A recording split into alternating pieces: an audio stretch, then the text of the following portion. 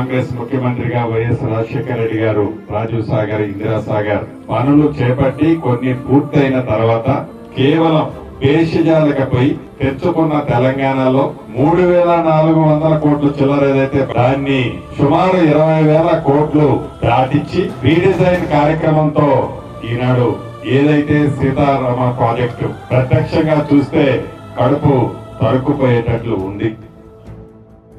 కాళేశ్వరం వారి farm house చుట్టూ నీళ్లు తెచ్చుకోవడానికి పడ్డ తాపత్రయం, ఆలోచన ఈ గిరిజన ప్రాంతాన్ని, ఈ సీతారామ ప్రాజెక్ట్ ని విస్మరించారు.